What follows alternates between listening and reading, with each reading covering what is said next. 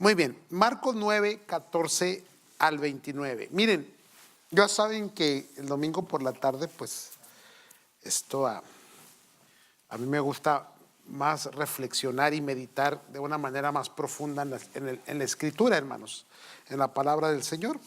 Y me gusta hablarles a otro nivel a ustedes, ¿verdad? Siempre queriéndoles honrar su fidelidad y su perseverancia y el hecho de que estén un domingo por la tarde. Ya que los domingos por la tarde antes eran muy populares, muy comunes en nuestras iglesias, hermanos. Las iglesias evangélicas se tenía un servicio de costumbre, no por pequeña que fuera la iglesia, no importaba. Uno por la mañana y otro por la tarde. El domingo era el Señor todo el día, ¿no? Ya los servicios del domingo por la tarde ya desaparecieron en casi, yo creo que ya el 90-95% de las iglesias ya quitaron este culto, hermanos, y mucha gente me ha dicho, hermano, ya quítelo. No, hermano, no lo quito, porque hay gente que quiere estar aquí en la casa del Señor, hermanos, y no importa si somos el grupo pequeño, ¿verdad? Hermanos, Dios nos bendice grandemente. Entonces aprovecho para hablar de otra forma más diferente, hermanos. Ahora bien, aquí viene, hermanos, ¿cuántos de ustedes en algún momento no batallaron con la incredulidad? Fíjense bien, la incredulidad, hermano, es muy humana, muy humana. Y usted y yo somos muy humanos, amén. No podemos evitarla, está ahí, hermanos, la duda. En la Escritura, todos los siervos de Dios en algún momento de su vida dudaron. A mí me gusta mucho Santiago, cuando Santiago está hablando sobre la fe y algunos otros puntos, y luego menciona a Elías, ¿se recuerda? Y dice que Elías era un hombre de fe y cómo Dios lo respaldó. Sin embargo, Elías tuvo su momento de duda, hermanos. De duda, dice, él oró y bajó fuego del cielo, pero dudó, hermano. En algún momento se deprimió, se metió en la cueva y dijo, ya no queda más, se acabó, etcétera, etcétera. Moisés, el hombre más pasivo, más paciente, llegó el momento que se desesperó, se arrancó los cabellos, ¿verdad? Y dijo, basta ya me tienen harto esta gente. Encontramos a David, hermano, encontramos a Samuel, encontramos a muchos hombres de Dios que en algún momento se les nota una duda, un momento que no pueden capturar o entender bien los propósitos de Dios. No se diga los discípulos, hermanos. Los discípulos también batallaron mucho con esto. Ahora, vamos al texto, hermano, para poder entender bien lo que vamos a hablar. Versículo 14 de Marcos capítulo 9. Cuando llegó a donde estaban los discípulos, vio una gran multitud alrededor de ellos y escribas que disputaban con ellos. Versículo 15, estoy leyendo. Y enseguida toda la gente, viéndolo, se asombró y corriendo a él, les saludaron. Versículo 16. Él les preguntó, ¿qué disputáis con ellos? Y respondiendo uno de la multitud, dijo, Maestro, traje a ti mi hijo que tiene un espíritu mudo, el cual donde quiera que lo toma, le sacude y echa espumarajos y cruje los dientes y se va secando. Y dije a tus discípulos que lo echasen fuera y no pudieron. Versículo 19. Y respondiendo él les dijo, oh generación incrédula, ¿hasta cuándo he de estar con vosotros? ¿Hasta cuándo os he de soportar? Traédmelo. Y se lo trajeron. Y cuando el espíritu vio a Jesús, sacudió con violencia al muchacho, quien cayendo en tierra se revolcaba echando espumarajos. Versículo 21. Jesús preguntó al padre, ¿cuánto tiempo hace que esto sucede? Él le dijo, desde niño, y muchas veces le echan el fuego y en el agua para matarle. Pero si puedes hacer algo, ten misericordia de nosotros y ayúdanos. Versículo 23. Jesús le dijo: si puedes creer, al que cree, todo le es posible. E inmediatamente el padre del muchacho clamó y dijo: creo. Ahora, mire esta porción, Él dijo creo, pero luego añade una expresión diciendo: ayuda mi incredulidad. O sea, ¿crees o no crees? Bueno, es que hay que estar en los zapatos de Él, hermano. ¿Sí? Creo, ayuda mi incredulidad. Y cuando Jesús vio que la multitud se agolpaba, reprendió al espíritu inmundo diciéndole: espíritu mudo y sordo, yo te mando, sal de él y no entres más en él. Entonces el espíritu, clamando y sacudiéndole con violencia, salió, y él quedó, ¿cómo dice su Biblia? Como muerto. De modo que muchos decían: salió peor la medicina que la enfermedad, ¿no? Cuando, discúlpeme, estoy en el 27. Pero Jesús, tomándole de la mano, le enderezó y se levantó. Cuando él entró en casa, sus discípulos le preguntaron aparte: ¿por qué nosotros no pudimos echarle fuera? Y le dijo: este género con nada puede salir sino con oración y ayuno. Hermanos, este es un texto que tiene muchas contradicciones desde una perspectiva teológica, hermanos. Dios es un Dios que a veces no se puede entender una lógica humana. Y la fe es precisamente eso, hermano. Algo que va por lo sobrenatural, algo que es milagroso y que no tiene una forma de explicación natural, hermano. Simple y sencillamente, amados de Dios, Dios nos llama a creer lo que no hemos visto. Y precisamente porque Dios nos llama a creer lo que no hemos visto, la fe va en contra de lo que es humano, material, físico. Y ahí es donde usted y yo, ¿cómo batallamos, hermanos? Y tenemos que ser honestos con nosotros mismos. Batallamos. Ahora bien, si hay algo que encontramos en la Escritura, es que Cristo muchas ocasiones reprochó la incredulidad. Esta es una de ellas. Otro lugar fue cuando resucitó. Les reprochó el que no le hayan creído que él iba a resucitar a los discípulos. Se recuerda también a Pedro cuando bajó de la barca y, hermano, qué milagro tan grande, comenzó a caminar entre las aguas hacia el Señor. Pero ¿qué dice? Que en algún momento dejó de ver al Señor y mirando las aguas comenzó a hundirse, hermano, y tuvo miedo y le dijo al Señor: ayúdame que perezco. Y el Señor también reprochó su incredulidad. Fíjese bien, el Señor Jesús no reprocha el pecado, la falta, la falla, porque eso tiene solución en la cruz del Calvario. A eso vino Cristo, a salvar, a perdonar. Sí, pero por alguna razón lo que sí encontramos que Dios reprocha, que Cristo reprochó, fue la incredulidad, hermano. Y precisamente eso es con lo que más batallamos. Ahora, es fácil decirle a una persona: óyeme, pues créele a Dios. Pero que cuando tú estás con algún problema, alguna deficiencia, alguna dificultad, alguna enfermedad, y tienes que creerle a Dios, y entra la duda, y entran los pensamientos, y vienen las personas que a veces, en vez de alentar tu fe, te la destruyen, hermano, con sus palabras o con sus actitudes. Y a veces nuestra fe no es tan fuerte como quisiésemos que fuese, hermano. Batallamos. Entonces, si hay algo que encontramos, es que Dios sí reprocha la incredulidad, pero nunca deja de ser un Dios misericordioso y un Dios de oportunidad. ¿Estamos entendiendo hasta aquí, hermanos?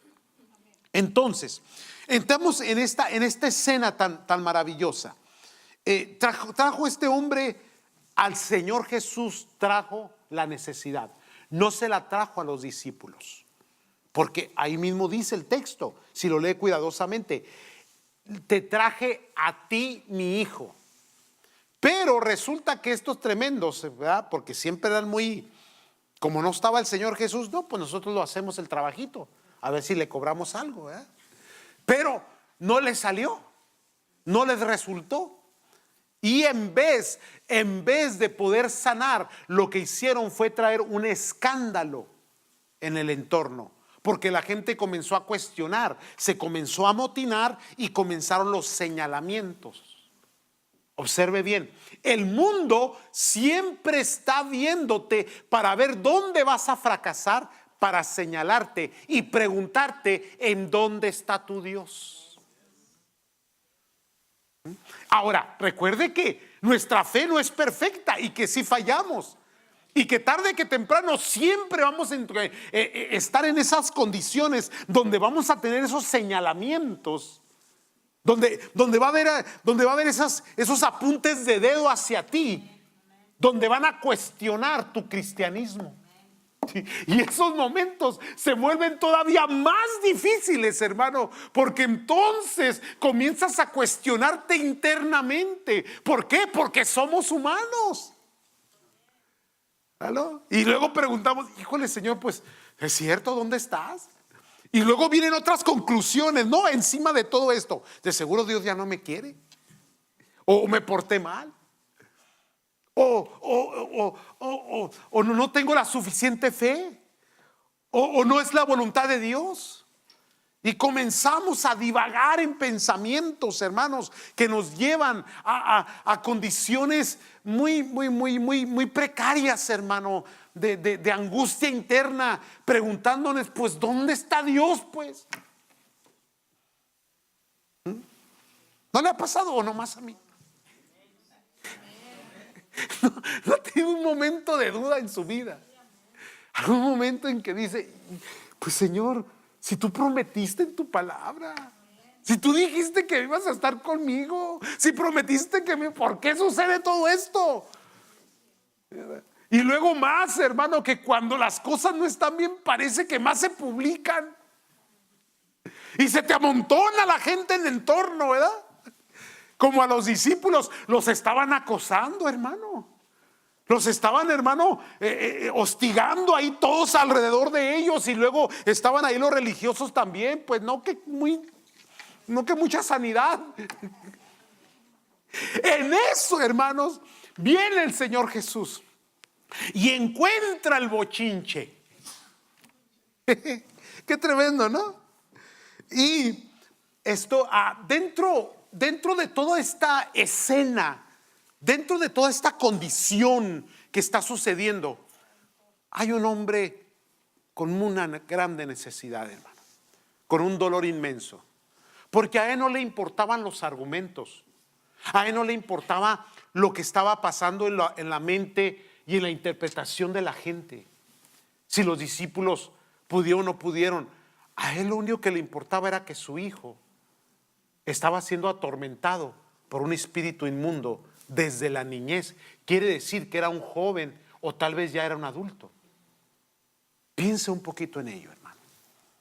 Cómo a veces los señalamientos y las condiciones externas, hermano, ciertamente debilitan nuestra fe, pero hay algo, hermano, que queda dentro de nosotros, porque la fe nunca va a ser muerta dentro de ti, nunca va a morir. Te voy a explicar por qué nunca se muere la fe. Porque siempre va a haber una necesidad en ti que te va a hacer buscar a Dios. Así de sencillo, así de simple, hermano. Siempre. Puede que en algún momento sientas la duda y que en algún momento te agobies, te canses, te fatigues de tal manera que quieras arrojar todo, aventar todo, abandonar tu fe. Pero siempre queda dentro de tu corazón la necesidad de buscar a Dios, hermano. Y de encontrar lo que no pudiste encontrar ni en el mundo, ni en la ciencia, ni en ninguna persona, la solución a tu problema que solo Cristo puede dar. Y este hombre sabía que Cristo lo podía hacer, hermano. Lo sabía, pero no sabía que tenía esa fe. Y es que encontramos que la fe, hermanos, es algo que se fortalece, que se acrecenta conforme te vas acercando a la presencia de Dios. La mujer con el flujo de sangre, ¿se recuerda? Fue su necesidad, su angustia, que la llevó a buscar el tocar el manto del Señor. Y el Señor Jesús, tu fe te ha sanado.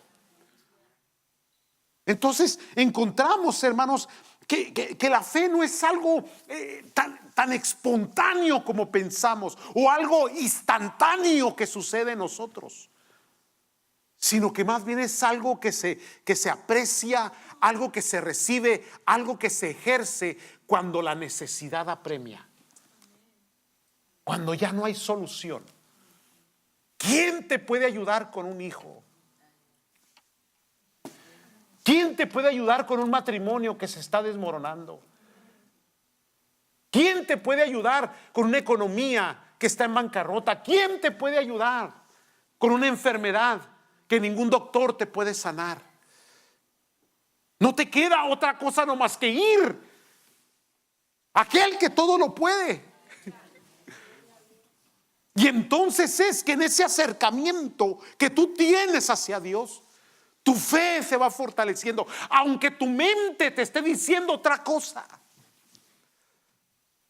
Porque hay dos áreas de tu vida, hermano. La lógica de tu cerebro, de tus pensamientos. Pero hay un corazón que arde por la presencia de Dios y que le quiere creer. Pero un pensamiento que procesa ideas, que formula, que quiere traer una lógica humana. ¿Por qué, hermanos? Porque estamos contaminados por las ideas del mundo, por la forma del mundo. Recuerde, venimos del mundo. Si venimos de esas condiciones.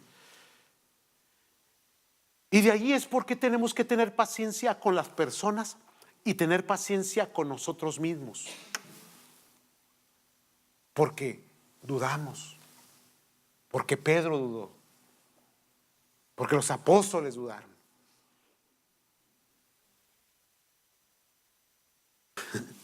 Siguen aquí. En esa condición, hermano, en esa situación, en ese bochinche, ¿verdad? Como dicen los boricuas, que está ahí, ¿verdad? Aparece el hombre, porque preguntó, ¿qué está pasando aquí? El Señor Jesús llega en medio del desorden y hace las preguntas. ¿De qué están discutiendo? ¿Cuál es el argumento? ¿Y quién es el que sale a responder el argumento? El necesitado. No el que anda peleando cuestiones doctrinales o cuestiones teológicas o anda queriendo interpretar. No, es que no es así, hermanos. Es la necesidad de la gente. El primero que sale al encuentro de Jesús, a las palabras de Jesús, soy yo el que provocó este problema. Traje a mi hijo. Tiene este problema y le comienza a explicar. Entonces hay otro enfoque de la escena. El enfoque está en la discusión, en la falta de fe, en quién puede, quién no puede, quién es Jesús, quién no es Jesús. Y eso es lo que pasa en el mundo y en las religiones y en las creencias. Todo el mundo pelea por llevar agua para su molino y prenderle la veladora a su santo preferido. Pero es que fíjese bien que nosotros no buscamos la interpretación, ni buscamos ni el reconocimiento, ni buscamos. No, hermano. Es que lo que hace a una persona creer es su necesidad. Y no hay persona que no tenga una necesidad, un problema que solo Dios puede sanar. Y el problema de la salvación que solo Cristo puede salvar. Qué tremendo. Entonces el hombre le dice, pues es que yo provoqué esta situación, Señor, aquí está mi hijo, que está endemoniado, tiene un espíritu malo. Y ese espíritu lo quiere matar. A veces lo echa al fuego, a veces lo echa en el agua para matarlo. Entonces viene viene la expresión preciosa del Señor Jesús que resuena en nosotros. Si puedes creer. Ahora, ¿cómo se entiende esta expresión? Se entiende como un reto. Déjenle explico por qué es el reto. Porque, como les dije en la mañana, hay dos trabajos: el trabajo del hombre y el trabajo de Dios. El trabajo del hombre es sembrar, cosechar, cuidar la tierra. El trabajo del hombre es trabajar. Pero es Dios el que hace que la semilla germine, el que hace que crezca la planta y el que hace que fructifique la planta. Porque Dios bien puede mandar sequía, o Dios puede mandar exceso de lluvia, o Dios puede hacer estéril esa semilla, porque a Él le pertenece. ¿Correcto, hermanos? Entonces, siempre va a existir en la relación hombre-Dios, humano-Dios, siempre va a existir el trabajo en conjunto, la participación. Dios te da salvación, pero Él pide que tú tengas una confesión de tus pecados. ¿Correcto, hermanos? Dios te dice, aquí está mi gracia, pero Dios también te pide que tú procedas al arrepentimiento. ¿Correcto, hermanos? Para que haya el proceso de salvación. Entonces, igualmente es en la fe. Aquí estoy, pero viene un reto hacia ti. ¿Puedes creer? Ahora, en el reto también hay una compensación para ese reto. Tenemos que leer el texto cuidadosamente. En la compensación le dice, mira, si puedes creer, porque al que cree. Ahora, esa palabra todo, esa es la que, ay Dios mío. Porque en algún momento hay malas interpretaciones y creen que Dios puede convertirse en un servidor, que es lo que muchos han interpretado. Al antojo quieren mover o manipular a Dios. Y por eso encontramos tanto evangelio y tanto predicador que le encanta la manipulación. Manipulación de emociones, diciendo que es Dios el que se está moviendo, cuando no hay una realidad ni de resultados, sino únicamente una motivación. ¿Siguen aquí? No vamos a profundizar bien en esto, hermanos. Entonces, cuando dice la Escritura, al que cree todo le es posible, ese todo tiene que estar sometido, sujeto a los propósitos y la voluntad de Dios. Ahora, déjeme me adelanto hasta lo último del mensaje. Le hicieron la pregunta, entonces, ¿por qué nosotros no tuvimos? Porque este género no sale sino con ayuno. Ahora, volvamos otra vez. Estoy devolviendo la cinta atrás. Volvamos otra vez a donde estábamos. ¿Cómo sabes cuál es el propósito y la voluntad de Dios? En oración. Entonces, aquí viene el trabajo de Dios y trabajo del hombre. Aquí está la gracia, aquí está la salvación, aquí está el poder de Dios. Ahora el hombre tiene que creerle a Dios. El ser humano tiene que atesorar sus promesas y luego comenzar a interpretarlas correctamente. Pero ¿dónde las interpretas correctamente?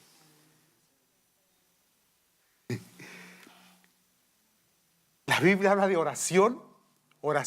Cristo oró, los discípulos oraron, todos a la oración. ¿Por qué? Porque en la oración hay comunión con el Padre, y en la comunión con el Padre hay una revelación de su voluntad y sus propósitos. Entonces el hombre, el ser humano, puede interpretar correctamente lo que Dios le va a dar y lo que Dios le dice que no debe de recibir. ¿Por qué? Porque hay cosas que son buenas para tu vida, pero hay cosas que aunque las quieres, no son buenas para ti. Ahora, aquí hay una posición obvia de que el muchachito está endemoniado, el padre está angustiado, necesitado. ¿Me están siguiendo, santos? Imagínense una enfermedad de ese tipo por tantos años. La carga, la familia, el desgaste. Es obvio que Dios quiere sanar, pero aún así lo lleva al ejercicio, al creer y decirle al que cree: todo es posible, porque aunque parezca imposible, esto puede suceder si tienes la capacidad de creer. Y ahí va. A veces el creer se mira muy difícil y a veces es lo más fácil.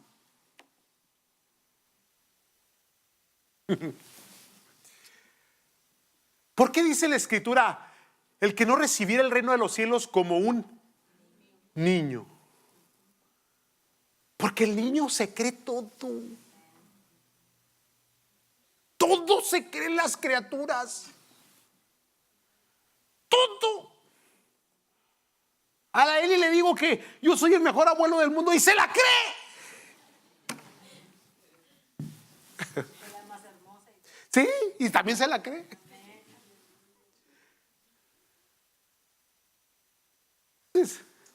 ¿Qué tiene un niño? Inocencia. Aquí viene, ¿eh? No tiene nada de intelectual, ni de conocimiento, ni de lógica humana. Por eso a veces Dios nos dice: conviértete en un niño y créele a tu Padre Celestial. Con sencillez, con humildad. Si crees, todo es posible. ¿Y cuál es la reacción de aquel hombre cuando oye estas palabras? Mire, hay algo muy interesante cuando oyes la palabra de Cristo en tu corazón. Nace la esperanza. Se fortalece la fe. Cuando él oye eso, hay una reacción emocional en él. ¿La alcanza a ver en la Biblia? Para no ir al texto, porque usted es bueno para la lectura y lo que lee es como su fotografía, ¿verdad? Le tomó una fotografía en su mente y lo está leyendo. Aleluya. Cuando sea grande quiero ser como usted. Pero ¿qué pasa? El hombre reacciona emocionalmente y clama. Dice clamó. Porque la necesidad te hace para comenzar a eliminar lo intelectual, lo lógico, para comenzar a eliminar los estorbos, las perturbaciones, los muros de separación, los pensamientos. ¿No dice la palabra: clama a mí, yo te responderé? ¿Qué es la oración sino clamor, humillación? Si no es buscar a Dios, hermano. ¿Qué es la palabra de este hombre sino una oración que le pide: ayúdame, ayúdame, ayúdame? Y hay algo que Dios tiene, hermano, que yo quiero que piense bien en esto. Dios nunca desecha, desprecia un corazón constricto y humillado. Ay, hermano, el que se acerca a Dios lo encuentra, hermano. Hay muchos ateos, incrédulos que dicen: ya clamé a Dios, y Dios, no es cierto, no clamó. Su alma nunca se derramó. Su corazón nunca se rindió. Y nunca tuvo la humillación suficiente para inclinarse, para buscar al Dios de los cielos. Es que Dios responde, hermano. Hermano, Dios responde, santos. Cambia las cosas, las situaciones. La oración cambia las cosas, amados. Aunque te falte la fe, aunque no puedas creer, vete a la oración. ¿Qué pasó con Anita? Es que la hostigaba la otra. ¿Se recuerda? Primera de Samuel. ¿Se recuerda? Los que leen la Biblia, los que no. Pero hostigaba, le presumía. Y luego el ingrato de su esposo, el Cana, ¿se recuerda? Insensible. Ay, ¿para qué quieres hijos si me tienes a mí, vieja? ¿Que no me miras, hombre? ¿Qué quieres hijos? Yo soy. ¿Y a dónde llevó Ana su amargura? Porque dice que tenía amargura, hermano. No la manifestó en la queja con la gente, se fue al altar de Dios. ¿Ve por qué a veces las dificultades y las necesidades y los tropiezos a veces son buenos también? Porque nos hacen volver al altar de Dios. Este hombre no hubiera buscado a Dios si no hubiese tenido un hijo en esa condición. No se hubiese levantado en medio de esa bochinche para decir: ayúdame, Señor. Pedro no le hubiera dicho: Señor, ayúdame que perezco, me estoy hundiendo, si no se estuviera hundiendo. Sí, entonces a veces Dios nos permite pasar por ese valle de sombra y de muerte, hermano, porque ahí vemos a Dios, porque ahí conocemos a Dios. Y aquel que pasó por ese valle de sombra y de muerte y salió avante, aquel que salió victorioso, aquel que Dios lo levantó, ahora conoce a Dios de otra manera y se vuelve como un Job. Oh, mi Dios, antes de oídas te había oído, pero ahora mis ojos te ven. Y cuando alguien llega y te dice: ¿dónde está tu Dios?, le responde como respondía el salmista: mi Dios está en los cielos, sentado en su trono, lleno de gracia y de gloria, y me responde y es mi ayudador y mi fortaleza y mi fuerza y mi aliento, y Él está conmigo a donde quiera que voy. Y hay una seguridad, confianza, tranquilidad por ello, hermano. Entonces ya hay una fe fortalecida. Pero comenzó en la duda, en la dificultad, en el dolor, en la enfermedad, en el no puedo, en la frustración de un hombre que ya no hallaba qué hacer con un hijo en esa condición. Pero clamó. La necesidad te hace clamar. En las palabras del clamor de este hombre dijo: creo, pero por si acaso, ayuda a mi incredulidad. Porque a veces yo he escuchado, a ver, hermano, ahí le va con lo que le voy a decir, pero yo he escuchado a algunos predicadores muy crueles, hermano. En serio, mucha crueldad hay. Porque ellos dicen, proclaman, reclaman que Dios los usa para sanar. Y ahí van, hermanos. Ahora, cuando no sucede nada, ¿a quién culpan? Al enfermo. ¿Por qué lo culpan al enfermo, hermanos? Porque dice que no tiene fe. A mí se me hace muy cruel eso, hermano. Muy, pero muy, muy cruel. Hay maldad en ello, hermano. Hay oscuridad. Mire, hay gente, hermanos, hay gente que no es sanada, hermanos, en los propósitos de Dios. Y no se puede culpar.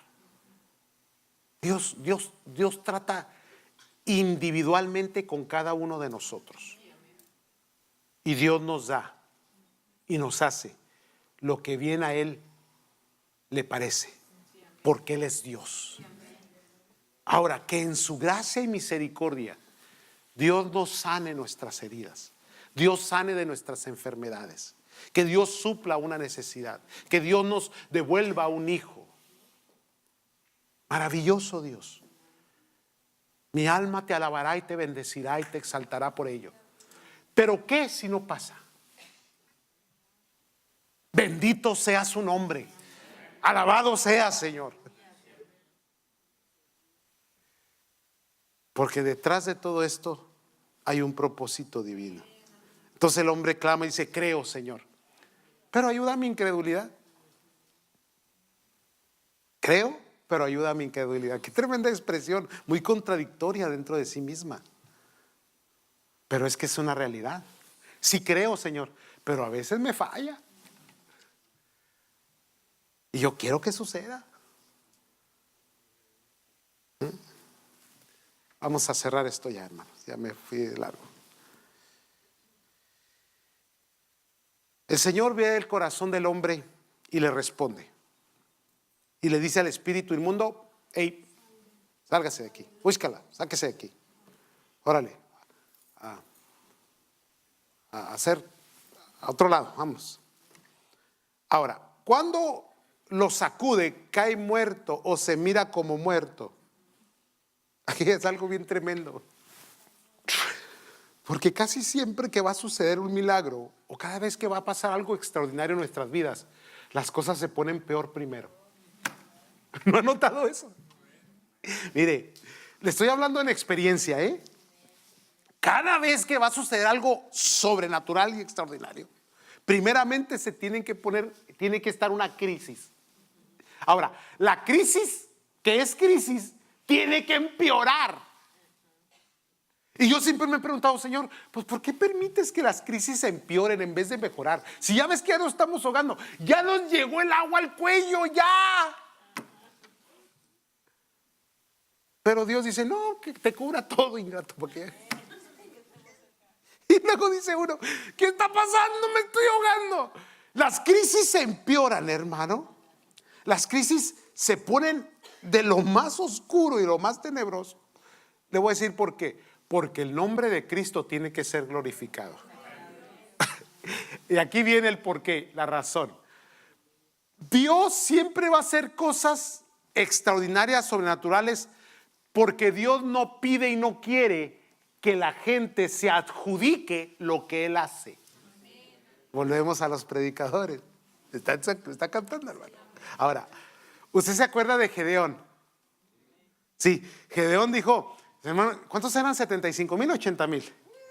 Un montón, ¿no? Un montón. Y luego Dios le dice: juntó al pueblo y juntó que como 30,000, ¿no? Ayúdame con los números. Yo no tengo la memoria que usted tiene cuando lee la Biblia. El caso es que juntó un montón. Dijo: pues con esto, Señor. Y dijo Dios: son muchos. ¿Cómo que son muchos si nos tocan como de a 5 a cada uno? No, córtales. Hasta que el último se quedó con ¿cuántos? Y no son los de la película, ¿eh? Se quedó con 300. Y digo: con estos. Y a mí me pasó lo que Gedeón. Yo siempre le digo: Señor, con todos los proyectos que tiene la iglesia y todo lo que estamos haciendo, le digo: ¿con estos? Sí, ¿qué hice con estos? ¿En serio, santos? ¿En serio? Porque, hermano, sea lo que sea, ustedes no son de mucha fe que digamos. Ahora, no se preocupe, no se apure, porque la tortilla se cocina de los dos lados. Acuérdense que así como yo digo: con estos, usted también está diciendo: y con este pastor. Entonces estamos en el mismo barco, usted y yo, pues, aunque nos acusemos, aunque discutamos, aunque levantemos argumento, nos falta la fe. Entonces las cosas tienen que empeorarse para ponerse más oscuras, para que luego el nombre de Cristo sea glorificado, porque Él es el que lo hace y no nosotros. Sí, entonces queda un reconocimiento total, completo, el cual dices: no es que estoy aquí por la gracia de Dios, es que Dios lo hizo, es que ya no hay más, todo lo que tengo. Y cae muerto el chamaco. Hoy se miraba muerto. Y todos los señalamientos, ¿verdad? Y vuelven otra vez a señalarte, hermano. Pues ¿dónde está tu Dios? Pues te va de mal en peor. Está salado. Ya deja de ir a la iglesia. Ve con doña Chona, la de la hierbera. Porque hay etapas en nuestra vida, hermano, que en vez de que las cosas mejoren, ¿qué? Empeoran. ¿Sí o no, hermanos? O nomás a mí. Y que se murió. Ve, te lo dije. Luego empezaron los comentarios. Mira, te lo diga. Ni este pudo tampoco. Mira, ahí está. Hasta que el Señor va. ¿Y qué hace? Lo levanta, lo endereza y lo entrega. Ya me quiero ir, hermano. Pero ahí le va otra, ¿Se acuerda de Jairo? ¿Cuántos han leído ese texto? Ese texto a mí, hermano, me fascina. ¿Sí me han quebrado o ya se quieren ir? Ah, ok. Ahora pues va. Ahora se aguantan. Jairo, hay algo maravilloso en esto, en esta historia. Señor, mi hija, Señor, está muy enferma. Y el Señor Jesús le dice, vamos a tu casa. Muy diferente a como le dijo al centurión, ¿se recuerda? Muy diferente la condición. Fíjese bien, Dios trata de diferentes formas. Ahora, en lo que van camino a la casa de Jairo, aparece la mujer con el flujo de sangre a interrumpir el desfile. Ahora, usted imagínese, porque a veces tenemos que usar un poquito la imaginación para irnos a la escena. Vaya a la escena. Entonces, se detiene el desfile. Alguien me tocó. ¿Cómo que todos te vienen manoseando por todos lados? No, virtud salió de mí. Ahora, mientras está esta discusión y buscando los culpables de quién interrumpió el desfile, hay un hombre desesperado porque tiene una hija. Ahora, mientras se acerca la mujer, yo fui, tus pecados te son perdonados, bla, bla, bla, bla. Alguien se le acerca a Jairo y le dice, no molestes al Señor, tu hija ha muerto. Ay, esos textos, hermano, cuando los deshebras, cuando te metes ahí. Ahora, imagínese la mirada de Jairo a Cristo. La derrota. Él ya no hay más que hacer. Ahora, las palabras de Cristo son, solamente cree. Cuando llega a la casa, saca a todos, porque no todos están. Porque al igual que acá, el milagro de este muchachito, había gente incrédula en el entorno que estaba señalando, está muerto. ¿Cuántos están captando esto, hermanos? El medio ambiente tiene mucho que ver con tu vida espiritual, hermano. El que se junta con coyotes a aullar se enseña. Aleluya. Déjeme cerrar ya porque ya me voy. Ya me voy. Ahora sí. Pero leas eso de Jairo, está bien bonito. Está preciosa esa historia. Entonces viene la pregunta, bueno, ya lo endereza. Entonces viene la pregunta, ¿por qué nosotros no pudimos? Ahora, el reproche era por incredulidad, porque no creyeron, porque les faltó la fe. Pero ahora viene algo más que el Señor Jesús quiere añadir. No es que les haya faltado la fe. Lo que pasó fue que les faltó la práctica. La fe se fortalece en la presencia de Dios. Por eso es que este género no se puede echar fuera si no es por medio de los ejercicios espirituales que son.